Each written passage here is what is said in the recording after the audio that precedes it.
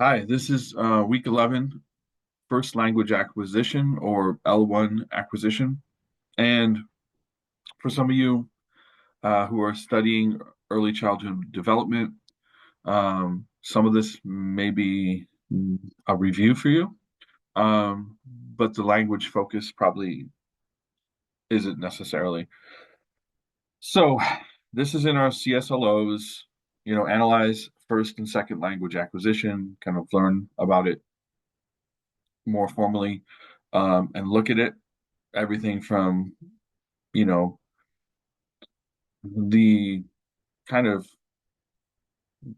normal or standard progression, the stages of language development in the first language, and then a whole bunch of factors having to do with second, third, fourth, additional languages. Um, so the course objectives here, there are three. The first one is to understand the differences and similarities between language acquisition and language learning. Language acquisition. So to make a point about the difference between acquisition to acquire a language acquisition, they talk about acquisition as being a more natural way of getting the language, acquiring the language, rather than to differentiate between that and more formal quote unquote learning, which may or may not be effective as a methodology in acquiring a language. And we'll go over that more. And when we get into next week, then next week on second language acquisition, and the week after in second language acquisition, there'll be more. So describe the observable stages of language acquisition and learning. That's number 12. And there's gonna be a lot of that. So describe three language development theories. Now, the course outline listed nativism, constructivism, and emergentism. I would definitely include, um, I would include nativism, 100%. You're going to have a Khan Academy, a whole bunch of actual kind of, oh, um, you'll have a Khan Academy video on that. Um, but and nativism is known primarily through the work of Noam Chomsky. It's kind of it's true, but it's not 100% true. I just say that, like, um, the sense that people have thought. So what Chomsky said, we kind of have these arguments going back into antiquity. So we'll talk about like Noam Chomsky as a cognitivist psychologist or linguist, sorry, but he's taking from cognitivist psychology versus B.F. Skinner and his behaviorism. And so Chomsky says our brains are hardwired for grammar, that human beings all recognize the same categories of grammar universally. And there is such a thing as the recognition. We're hardwired to recognize grammatical categories, certain patterns, and that he theorizes a thing called the language acquisition device, LAD. And that language acquisition device helps us to process, you know, language, the input. And, we get, we get this input of language and it goes into these categories, and then we're able to um, produce speech. Behaviorists say no, it's more of the idea that the mind is a tabula rasa and it's a blank slate, and that um, experience and we learn language from our environments, and there is no necessarily like universal hardwiring. So if you study syntax and if you go into linguistics, you study syntax, you're going to study universal grammar, and you're going to study, it's based on that theoretical approach, Chomsky's generative grammar, and all these different models he makes. government and binding theory, principles and parameters, all these other ones, and you know, um, that being said, there are critiques out there of Chomsky's ideas as far as scientifically as it being more of a pseudoscience than a science because you can't, they haven't found that in the brain in neuroscience or something. Um, so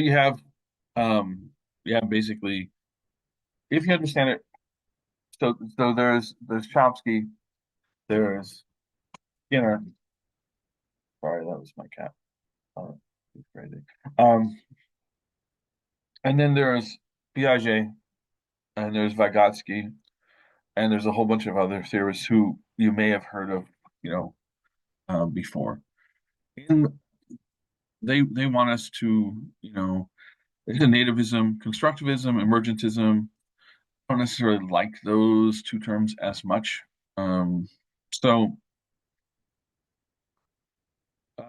see here, this is the Khan Academy. Really has some cool, I like Khan Academy, but Chomsky were born with language acquisition device.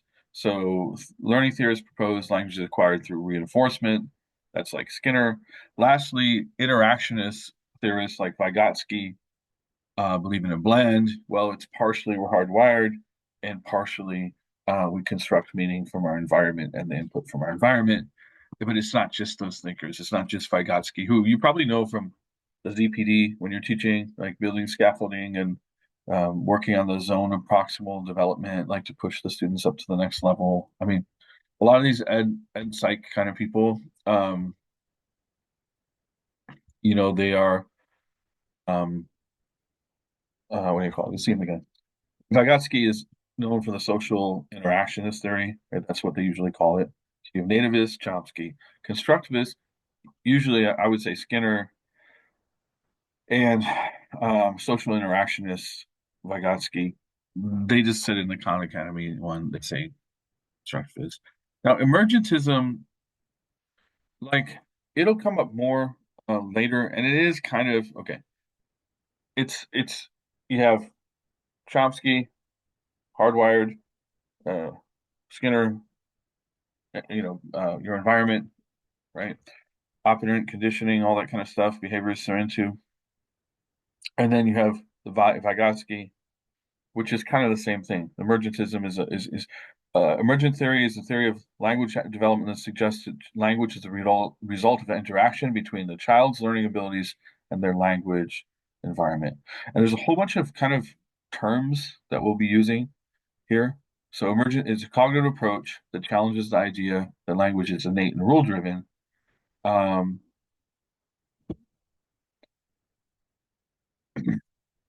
Emergents argue that language is learned through simple mechanisms and interactions with the environment. You will see input.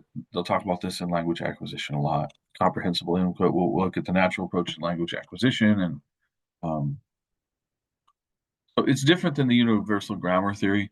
But um, anyway,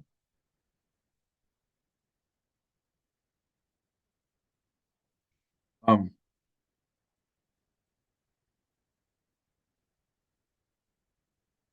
so those three things. I just want to make sure that I mention them. Um, so we're doing a bit less now. I had the course is pretty front loaded. You have your standard. Um, I have several things that are going to talk about um, language acquisition, like the theories of it, and so it'll be a little bit repetitive, but it should be also something you can learn from. Um, so right here. So three main theories, right? Those three: Chomsky and language acquisition, Tinker. So just this video goes over the stages of language acquisition, and he does kind of talk about um, he talks about the difference between acquisition and language learning. This one is about 12 minutes long, and it goes over, um, you know, the major theorists and their ideas. Um, Chomsky, nativism. social interactions, Vygotsky, Piaget, cognitive theory, and um, the last thing, the next assignment. Well, there's two more assignments. One is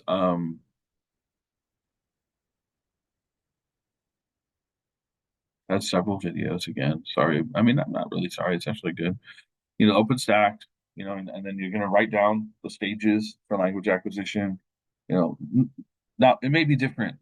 Results may vary, kind of thing, but it gives you some kind of framework.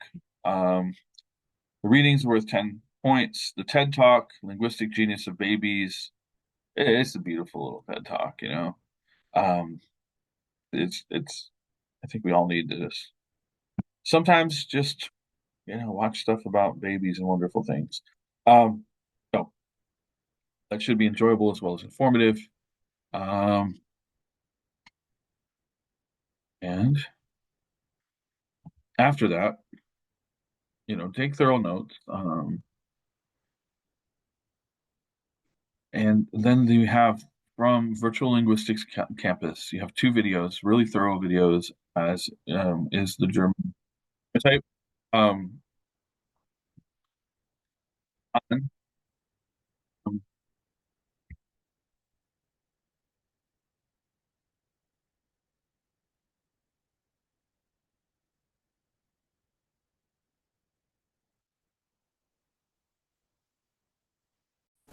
and without the need of formal instruction. So, how do human beings learn language? How do they do it? It's a And various other disciplines. so really thorough. Or does language emerge? And when a linguist is thorough, they're like really thorough, man. So I don't want to make too long a video. Expressing our thoughts, learning at end or at some sort of end of the acquisition process. And look at the statements. I'm sorry. Look at the stages, right? In months, and he'll explain all this, and it is controversial whether we have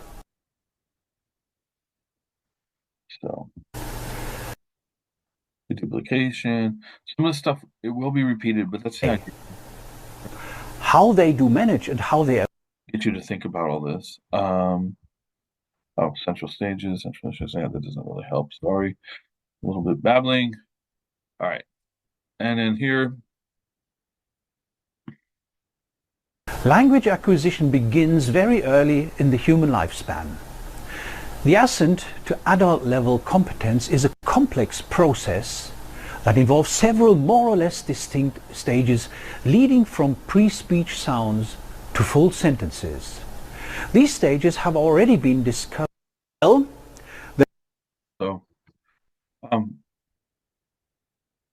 That's the next part of it. You get the theoretical, you get kind of practical knowledge.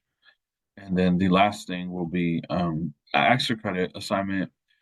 Writing isn't necessarily part of the curriculum, but I'm gonna give you an extra credit assignment.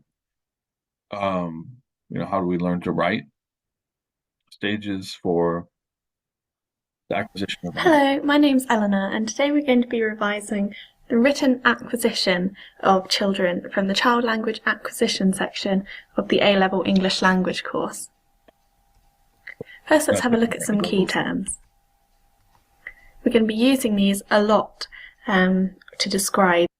And we will be doing a whole overview of writing systems, orthography and its emergence all over the world later in the year. I just want to